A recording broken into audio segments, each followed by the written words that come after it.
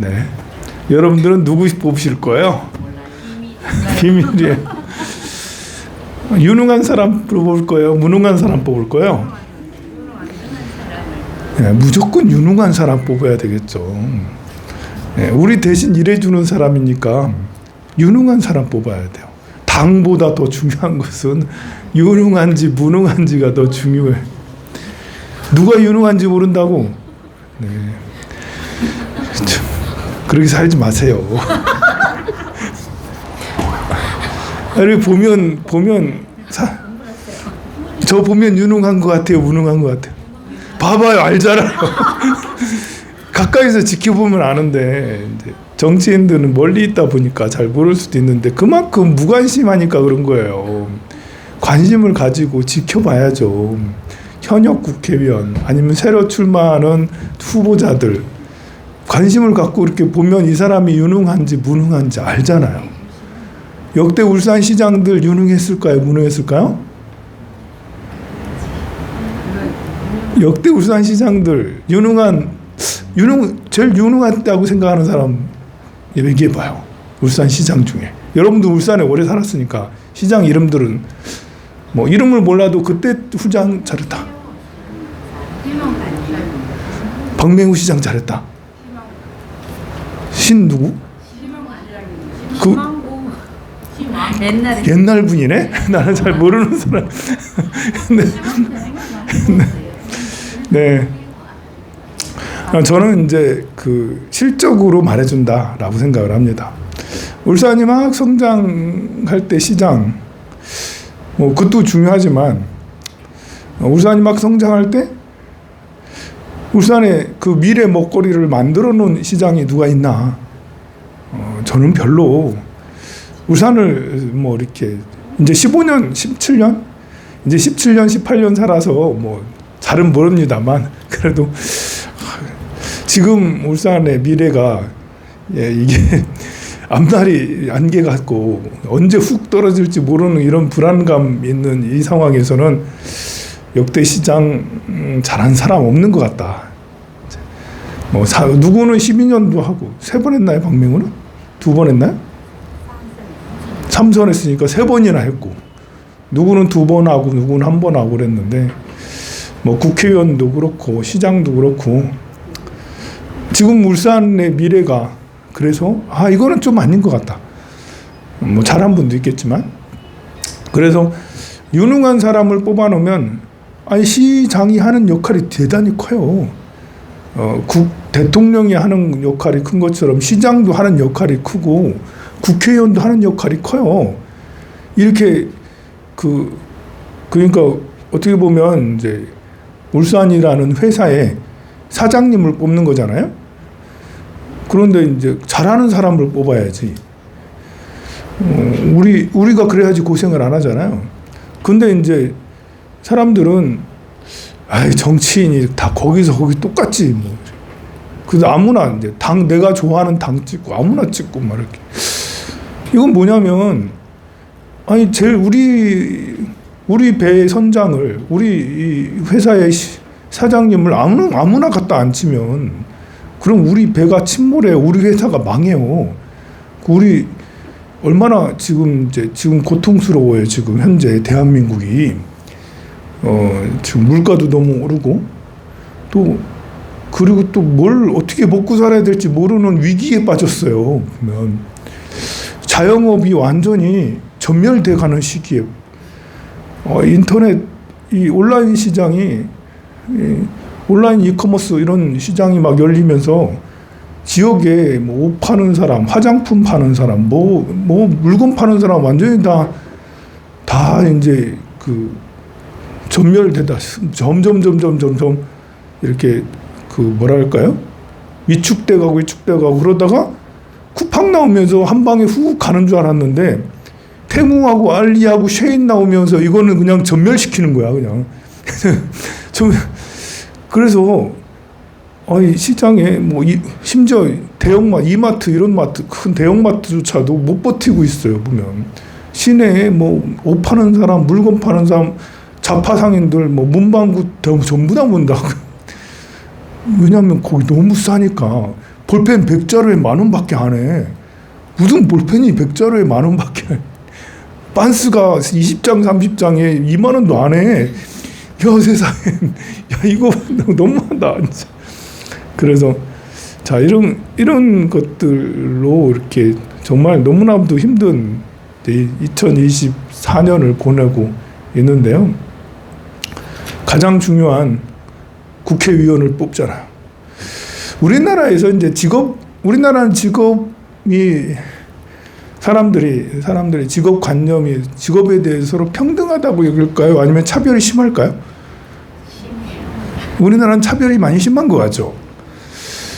직업의 위세 정도가 이제 직업 위세가 낮으면 정말 자존감이 툭 떨어지고 직업 위세가 탁 높으면 당당하고 이러는데 우리나라 1등 직업 위세가 가장 높은 직업은 뭘까요? 우리나라 직업 1등 국회의원입니다. 네. 국회의원 1등 압도적 1등 국회의원 직업 위세 1등이에요. 국회의원 납신 다음에 여러분들 다 어디서 왔나 이러면서 인사하고 인기 많고 위세가 1등. 그 다음에 의사예요. 의사. 우리가 이제 직업이 여러 가지가 있잖아요. 이걸 이제 조사를 쭉 해봐서 다른 나라랑 비교를 해봤어요. 우리나라의 이제 직업 위세도 또 다른 나라들하고는 어떻게 다른가 등등 했는데 직업들이 어떤 직업이 있는지 한번 알아볼까요? 생각을 해볼까요? 또 어떤 직업이 있을까요? AI나 소프트 사업자, 개발자, AI나 소프트웨어 개발자들. 이 사람들도 직업 위세가 만만치 않겠죠? 또 변호사, 의사, 판사 이런 사람들도 직업 위세가 있을 것 같아요. 또 다른 직업이 뭐가 있을까요? 교사, 대기업, 또 공무원, 또 뭐가 있을까요? 엔비디아? 엔지니어, 유튜버, 또 그리고 소방관, 경찰 등, 그리고 또 사회복지사, 군인, 그리고 식당 노동자, 그리고 또 일용직 근로자. 누구요? 주부. 네. 불자. 네. 불자. 절에 매일매일 다니는 불자도 직업이라고 알 수가 있죠. 돈을 안 받지만 돈을 부처님한테 적금을 드리잖아요. 이 중에 직업 위세가 제일 좋아야 될 사람은 누구예요? 불자죠. 불자가 직업 위세가 국회의원보다도. 나 절에 다닌단 말이야. 내가 제일 잘 나가. 절에 다니는 나보다 더 나은 사람이 세상에 어딨어. 이런 직업 위세. 옆에 절에 매일 다니지 못하는 사람은 얘야 부럽다. 왜 이렇게 넌 어떻게 절을 그렇게 맨날 다닐 수 있니? 너무너무 부럽다. 나도 다음 생에 그렇게 될 수 있을까? 이러면서 부러워하는 게 불자. 매일매일 절에 다니면서 기도하고 봉사하고 이렇게 하는 사람들이 가장 가치 있고 인정받고 나도 훌륭하다고 여기고 다른 사람들도 너무 부러워하고 이래야 돼야 되는 거 아니겠어요? 이걸 만드는 게 스님의 목표죠. 이렇게 되는 게 우리 불교가 제일 잘 나가 이렇게 돼야 되는데요. 우리 최소한 다른 사람들은 몰라도 우리 황룡사 불자들만이라도 절에 매일매일 기도하고 봉사하고 이게 제일 좋지 이러면서 그게 인기 있는 그것이 됐으면 좋겠습니다. 지금 국회의원 선거 공직 선거 운동 기간이라서 그런가요? 이제 국회의원이 우리나라에서는 위세 1등 4.5점 만점에 4.2점 3점 이 정도까지 굉장히 높아요. 그 다음에 의사 4.1, 4.0 이렇게 되는데요. 여기 써져 있는 대로 순서대로 돼요. 이제 교사, 대기업, 공무원, 엔지니어, 유튜버 이런 사람들은 그래도 내가 뒤처지진 않았다. 내가 평균은 한다. 이 정도로 해서 그냥 이렇게 자존감이 그렇게 낮진 않아. 근데 이 아래로 내려가면 자존감이 조금씩 낮아져요. 우리가 이 소방관이 교사보다 자존감이 좀 낮아요. 조금 차이가 크진 않지만 평균 뭐 3.3이라면 소방관은 3.1 뭐 이 정도, 3.0 이렇게 약간 낮아요. 평균적으로 조사해 보니까. 더 낮은 사람은 사회복지사. 여러분들도 사회복지사도 4년 내 나오고 다 했어. 그런데 힘들어서 힘들기도 하고 박봉이기도 하고 그래서 그런지 사회복지사가 한 2.8 뭐 2.7 뭐 이래. 더 심각한 것은 이제 식당 근로자. 식당 사장님 아니에요. 사장님은 중간쯤 들어가면 중간 여기쯤 들어가요. 사장님한테 하는 얘기가 아니라 식당에서 일할 수도 있는 거잖아요. 그런데 거의 뭐 2.0 정도 일용직 근로자 그 1.8 뭐 1.6 뭐 이런 정도로 여기는 4.3 뭐 이러는데 여기는 1.8 1.5 이러고 있으니까 차이가 3배 가까이 나잖아요. 그 차이가. 그러면 다른 나라는 어떤가? 다른 나라. 우리나라하고 일본하고 중국은 국회의원하고 의사 뭐 이렇게 이런 사람들이 1등, 2등이야. 무조건 다 1등은 정치 대빵들 1등이라고요. 그럼 미국은 1등이 누군가? 미국의 1등, 여기 중에 미국의 1등은 누굴까요? 미국 사람들이 이 사람 직업 위세를 말하는 거 연봉 제일 많은 거 말고 직업 위세. 대통령 여기 정치인이라고 봅시다. 국회의원 쪽에 미국의 미국 사람들의 이제 직업관 독일도 똑같아요. 미국하고 독일은 1등이 소방관이에요. 1등이 소방관이에요. 너무 차이 난다. 야, 이건 좀 부럽다. 우리는 소방관이 15개 직업 중에 11번째야. 15개 직업 중에 11번째로 직업위세가 낮은데 독일하고 미국은 1등이 소방관이란 말이죠. 뭐지? 그 다음에는 이해가 가. 소프트웨어 개발자들. AI 개발자, 소프트웨어 개발자들은 연봉이 뭐 4억, 5억씩 하잖아. 대단한 그 CEO들 엄청 많잖아요. 그 다음에 이제 소프트웨어 AI 개발자니까. 우리는 참 이 소방관이 그렇다면 경찰들도 직업 위세가 대단하겠다. 미국 영화들 보면 이제 그 액션 영화들 보면 경찰들 나오면 위세 대단하잖아요. CIA 뭐 이러면서 위세가. 우리나라 국정원 직원이라면 쟤들은 뭐 뒤에서 공작하나? 우리나라 국정원 하면 공작하는 뒤에서 구린 일하고 정권의 이 어떤 수구 노릇을 하는 이런 듯한 느낌인데 미국의 CIA 이런 거, FBI, CIA 이러면 이제 전 세계를 다니면서 뭘 이렇게 국제 경찰 역할을 하는 듯한 대단한 그런 느낌을 받아요. 보면 소방관도 우리나라 소방관은 그래도 좀 좋아졌어요. 그 순직하고 그러면 언론에서도 많이 다루면서 많이 좋아지긴 했지만 그래도 소방관 급여가 뭐 공무원 급여하고 비슷합니다. 1호봉, 2호봉, 3호봉 뭐 이렇게 호봉수를 쭉 따지면 요즘에는 공무원도 이제 이 젊은 아들한테 인기가 없어서 점점 내려가고 있어. 공무원 9급 공무원, 8급 공무원 여러분들도 한번 호봉 찾아봐요. 9급 공무원, 8급 공무원, 7급 공무원 호봉들이 얼마인지. 우리나라는 직업 간의 위기가 이제 우리나라 사람들은 돈을 너무 중요하게 여겨. 그러다 보니까 절에 다니는 불자가 아예 안중에도 없고 가치를 별로 두질 않아. 절에는 돈을 안 주잖아. 그래가지고 그 해외에 비해서 다른 세계에 비해서 돈을 너무 중시 여기니까 돈을 많이 주면 좀 직업위세가 좀 높고 국회의원은 약간 다르게 의사보다 직업위세가 다른 거는 이제 뭐 그 유교주의적인 이런 것들이 있었기 때문에 정치인을 하면 왕하고 뭐 국회의원, 장관 이런 것들은 급이 좀 다르는데요. 그러면 우리나라에는 이게 대기업하고 중소기업하고 이렇게 근로 임금 차이가 다른 나라에 비해서 많이 날까요? 적게 날까요? 너무나 많이 나죠. 대기업이 1억 받으면 중소기업은 6천 받는 거죠. 조금 더 2차, 3차로 내려가면 5천, 4천으로 내려가죠, 이제.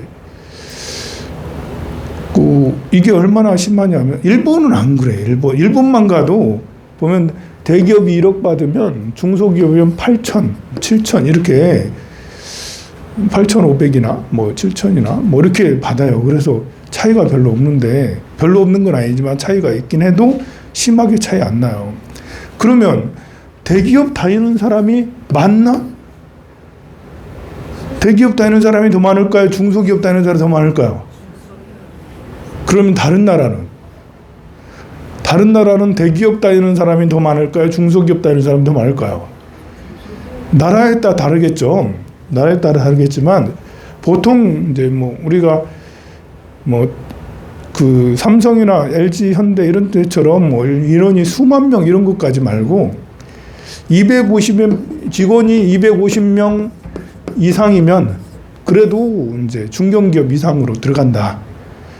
그렇게 치고 국제 기준을 말하는 거예요.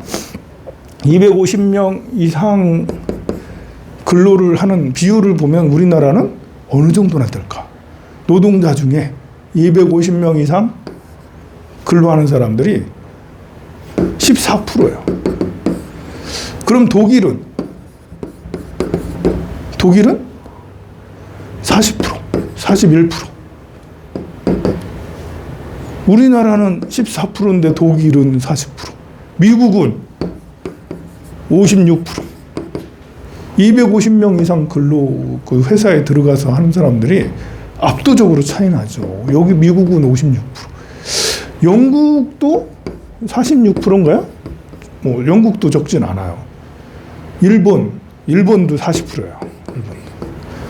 250명 이상 근로하는 사람들이 회사에 들어간 사람들이 세계에서 주요 국가 중에 우리나라가 꼴찌예요. 우리나라처럼 250명 이하에서 근무하는 나라는 찾아보기가 어려워. 주요 OECD 국가에서 없어. 그냥 주요 국가에서도 없어요. 우리보다 조금 우리 다음 꼴찌가 그리스인데 그리스도 18% 뭐 이래. 우리보다 몇 프로나 높아요. 뭐 네덜란드, 뭐 스페인 이런 데 다 30%가 넘어요. 250명 이상 근무하는 사람들이. 뭐지? 우리는 지금 대한민국 사회는 재벌 사회잖아. 대기업 위주의 사회잖아요. 대기업이 꽉 잡고 있는 사회인데 250명을 대기업이라고 하는 사람 아무도 없을까 여기서. 250명이면 그냥 중견기업 정도 되는 거지 뭐 그 기업이 큰 기업이야? 여러분 우리나라 사람들은 250명까지도 얕잡아봐. 야 그래도 회사가 좀 크다 하면은 1000명 이상은 넘어야지. 그래도 10,000명쯤 넘어야지 좀 야 그래도 이름 있는 기업 아니야? 라고 하는데 사실 250명 이상 회사에서 근무하는 근로자가 14%밖에 되지 않아요. 그런데 임금 격차는 어마무시하게 많은 거죠. 60%, 40%, 50% 대기업에 비해서. 이 차이가 엄청난 차이를 하면서 게다가 또 다른 나라에 비해서 우리나라는 돈을 또 너무 좋아하잖아. 아까 미국이나 독일은 소방관 뭐 2억, 3억 받겠어. 2억은 넘게 받을 수 있겠다. 엊그저께 그 세계는 지금 보니까 쥐퇴치 하는 사람 연봉 2억이래. 쥐퇴치 하러 다니는 사람이 뉴욕을 말하는 뉴욕이야 워낙 미국이야 워낙 지금 뭐 그 GDP가 많이 올라서 그러긴 한데 근데 우리나라는 이제 이렇게 그 연봉이 낮으면 낮을수록 자존감이 너무 떨어지니까요.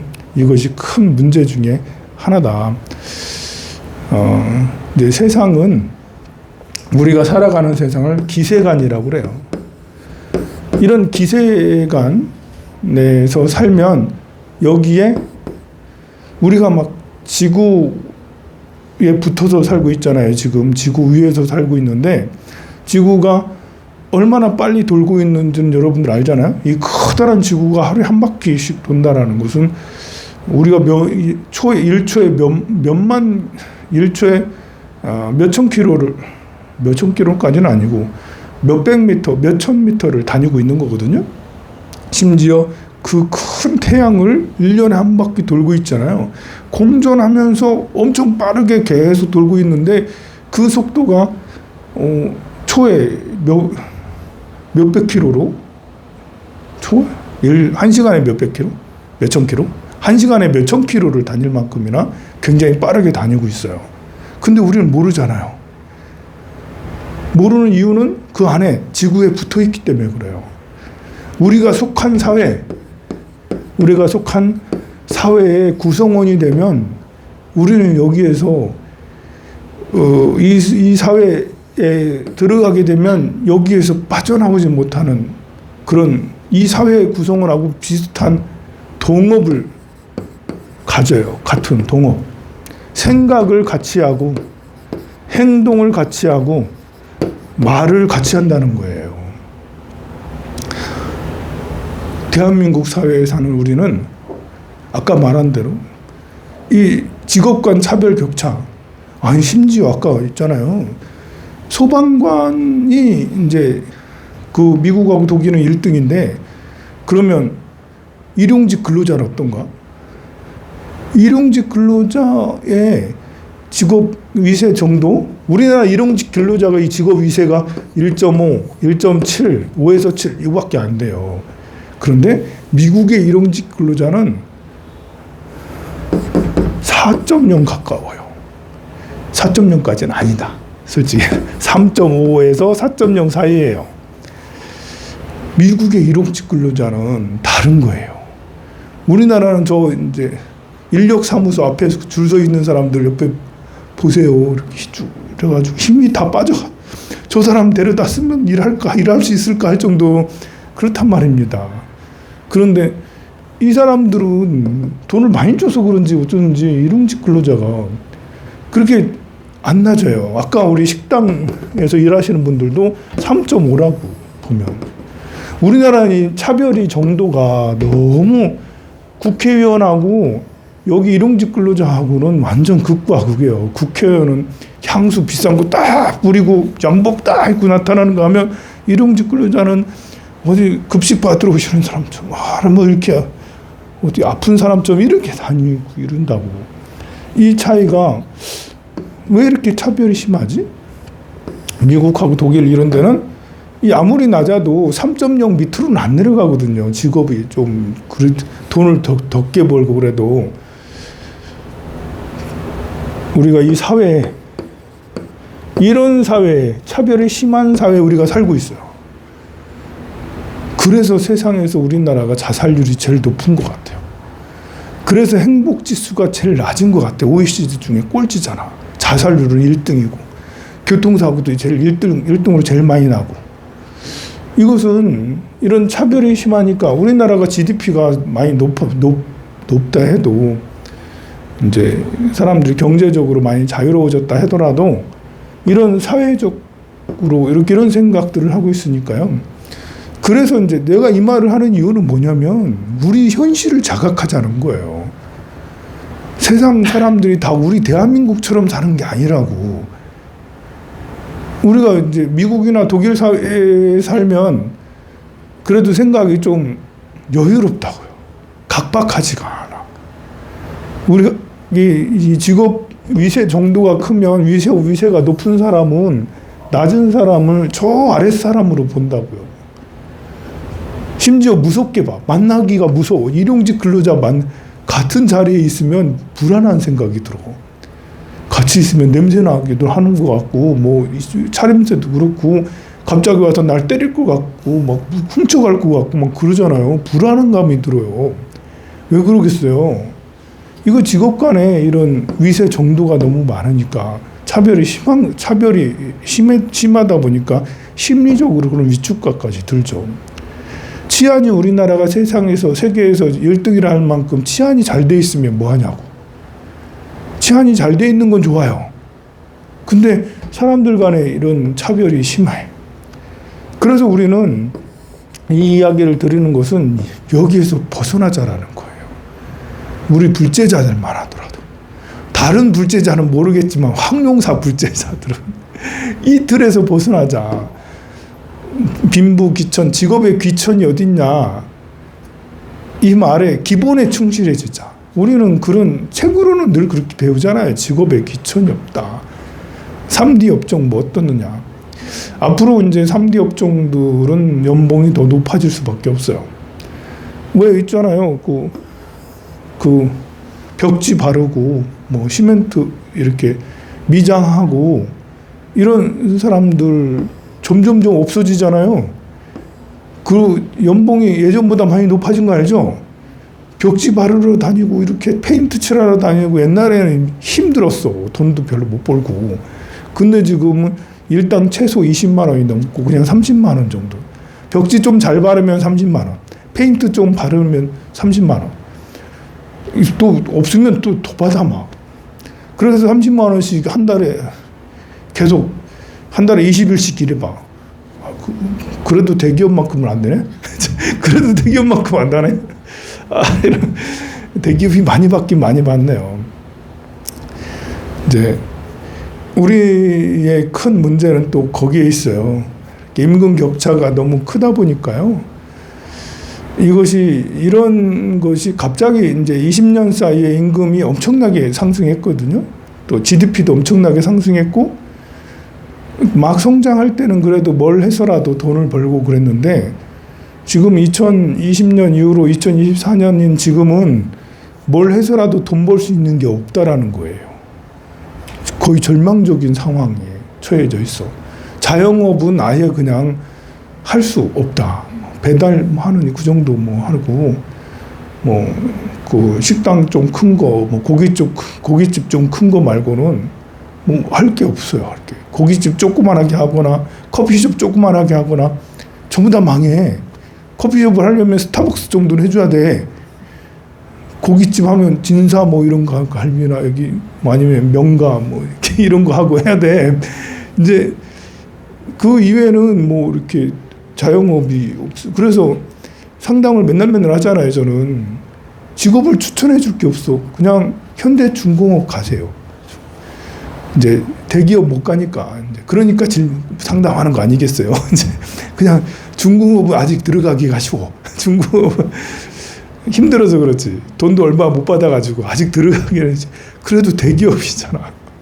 대기업 중에 그래도 문이 열려 있는 곳은 중공업밖에 없어. 중공업밖에 세상에. 그런데 이제 물가는 엄청나게 오르지. 또 직업적으로 어디에 들어가서 돈 벌 구석은 별로 없지. 그래서 앞으로 굉장히 암울한 상태. 그리고 또 이제 눈높이는 엄청나게 높아져서 이게 소비도 이렇게 충분히 하고 살아야 되는 습관이 이제 들었어요. 한 20년 사이에 우리는 소비를 마음대로 하는 그런 이게 몸에 이렇게 있기 때문에 아끼고 사는 것이 잘 안 돼, 이제는. 그래서 소비는 많이 해야 되지. 들어오는 돈은 없지. 또 나이는 점점 많아지지. 그래서 참 위험한 사회에 살고 있다. 그러니까 이렇게 차별이 심하기도 하고, 또 우리가 성장하는 사회가 같지도 않고, 돈이 뭐 더 많이 들어올 것 같지도 않고, 그러니까 우리가 지금 해야 될 게 정신승리를 해야 된다.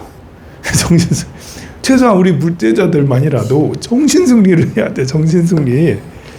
남들이 다 우습게 보고 뭐 하고 그래도 나이 들어가면 나이가 70 뭐 넘고 80이 넘고 그러면 우리나라 사회는 70이 넘고 80이 넘으면 우리나라 사회는 저절로 이렇게 내려가요. 마음의 위세가 쭉 내려가서 위축돼.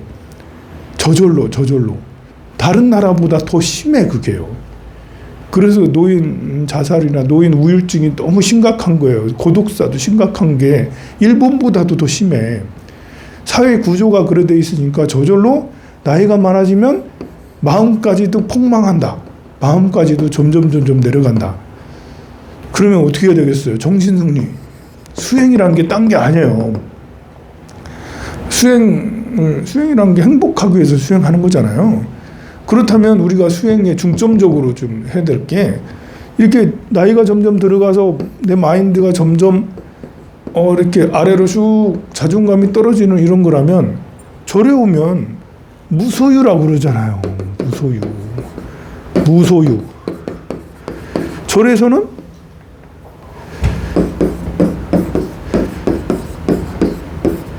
무소유. 왜 무소유가 좋냐? 마음 수행을 할 때는, 마음 공부할 때는 모든 것을 다 버려야 된다. 다 버리라. 버리고 떠나자. 홀로 선다. 그러니 가진 게 없는 것이 오히려 자랑이더라.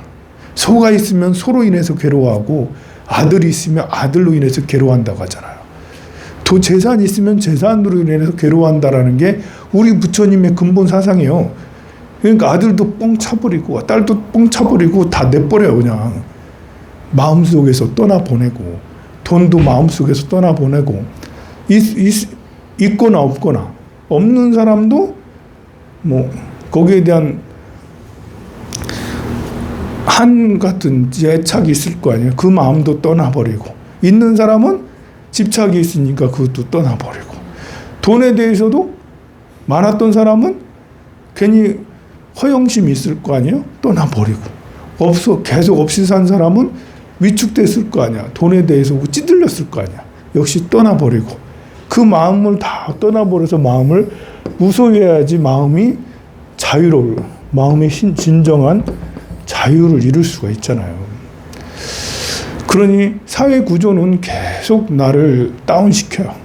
이렇게 우리가 사실 돈 많으면 절에 와서 맨날 기도 안 해. 쓱 쓸어 다닌다고 바쁘다고. 별로 좋은 게 아니잖아요. 보세요. 적당히 있거나 없는 게 더 나았죠. 그러니까 이런 이야기도 듣고, 자기가 감옥 속에 살아가는, 대한민국이라는 이런 감옥에 살고 있는 우리가, 내가 감옥 속에 살고 있구나라고 우리가 지금 자각을 서로 하자는 거잖아요. 그래서 여기서 벗어나자. 그러니 정신승리를 하는 거 가장 중요한 게, 우리는 수행자다. 나는 수행자다. 나는 불제자다. 나는 깨달음을 이루기 위해서 이 세상에 태어났다. 이렇게 대한민국 사회가 이런 현실은 오히려 나를 수행을 못하게 만들고 있다. 그런 생각을 갖고 있다라는 게, 돈이 많고 적고 나이가 많고 적고 이런 거에 대해서 우리가 마음이 그쪽으로 쏠려가는 것은 오히려 수행에 방해가 된다. 나를 더 올가매는 것들이다. 또 이런 이야기들을 자꾸 하는 것은 사회 구조를 이해해서 거기서 벗어나고자 이야기하는 것도 있지만, 이런 사회 구조 속에서 살고 있는 사람들에 대한 아픔을 이해하고자 하는 것도 있는 거예요. 요즘 젊은 시대를, 젊은 아이들을 이해해주자 이거예요. 모두 다 이렇게 연봉 1억만 바라보고 있는 젊은 아이들, 공무원조차 요즘엔 안 한다잖아요. 연봉 3천만 원 주는데 3천만 원도 안 돼. 2,400만 원. 연봉 2천만 원 초중반 주는 공무원, 9급 공무원, 8급 공무원 안 한다잖아. 죽었다 깨어나도 안 한대. 들어가면 하루 종일 일해야 되는데 9시부터 6시까지 일해야 돼. 야근까지도 해야 돼. 때로는 주말에도 산불 끄러 나와야 돼. 홍수나면 또 나와야 되고, 또 위에 사람이 얼마나 우리나라 사람처럼, 우리나라 남자 여자도 마찬가지지만 우리나라 사람 엄청 꼰대예요. 윗사람으로 있으면. 이 중에는 꼰대가 한 명도 없어요. 여기는 없어요. 여기는 그런 게 아니잖아요. 여기가 계급이 따로 있지 않잖아. 근데 직장이라는 곳은 이게 부장님이 있고 과장님이 있기 때문에 또 연차가 있잖아. 호봉수 연차가 있어. 호봉수 20년, 호봉수 10, 호봉수 0, 1. 이래가지고 연차 이런 것들이 쫙 해서 숨도 못 쉰다라는 거예요. 그러니 젊은 애들은 못 산다. 돈도 얼마 안 주는데 200만 원도 안 주는데 그거 가지고 내가 일하겠어? 이렇게 하니까 이제 그렇게 하면 그러니까 중공업도 안 간다는 거잖아. 중공업 그래도 요즘에 연봉 한 4천만 원 돼요. 그런데도 나 위험한 거 안 해. 힘든 거 안 해. 내 목숨 걸고 그거 해야겠어? 라면서 그런 것도. 그게 문제 있는 걸까요? 그런 생각이? 문제 있는 것보다도 그냥 사회적 현상인 거예요. 그런 생각을 하고 있으니까. 여러분들은 20대 때는 그냥 월급 200만 원 주면 많이 주네? 이러면서 그냥 남들 다 그렇게 살아가니까 그냥 그래 살았어요. 근데 지금은 차이가 있어요. 어쨌든 이렇게 세상을 이해해서 세상 속에서 너무 힘들게 고통스럽게 살아가는 사람들을 이해하고 또는 무기력하게 살아가는 사람들도 이해하고 아프고 힘들게 살아가는 사람들도 이해하기 위해서 그들을 구제하기 위해서도 이런 사회 구조들을 이해하고 그리고 내가 이 사회 구조에 속해 있으니 내가 영향을 어쩔 수 없이 받을 수밖에 없다. 그래서 내가 이미 영향받아서 가지고 있는 마인드들이 있어요. 이렇게 여러분들이 그냥 일용직 근로자가 오면 괜히 무서워하고 뭐 이렇게 하는 이런 게 영향들이거든요. 내가 좀 가졌다 하면 뻐기고 이렇게 우리 사회의 영향이에요. 내가 돈이 없으면 스님 저러기도 미안해요. 스님. 없다고 저러기도 미안하다. 그런 생각들은 내가 가지고 우리 사회에 속해 있기 때문에 생기는 병든 거거든요. 거기에서 벗어나야 된다. 그래서 우리는 진정한 수행자, 무소유하는 수행자, 가지지 않는 걸 오히려 더 자랑스럽게 생각을 할 수 있는 어쨌든 우리는 이 삶을 버티며 살아왔다. 나이가 50세, 60세, 70세 이 대단한 대한민국의 소용돌이 속에서 나는 50년을 살았어. 60년을 살았어. 부자든 가난하든 상관없어요. 이렇게 세상에서 제일 험한 나라잖아 지금. 세계에서 우리나라 대한민국처럼 풍파가 심한 나라가 없어. 여기서 60년 살았다는 건 대단한 거예요. 여러분들. 가난하든 부자든 상관없어요. 이 모진 풍파를 견디며 여기까지 왔더라. 나 대단하다. 나는 이제부터 부처님 말씀대로 수행하며 살아야지. 이제는 풍파 속에서 그 세찬 풍파 나 이제는 받지 않고 부처님의 나라 속에서 수행만 하면서 좀 굶으면 배고프면 황룡사에서 먹여주겠지 뭐 이렇게. 제가 잘 되면 방 하나씩 준다 했잖아요. 좀 잘 돼서 방 하나씩 받고 이렇게 그렇게 되면 좋잖아요. 제 기도 좀 해주세요. 황룡사 잘 되라고 성불하세요. 네.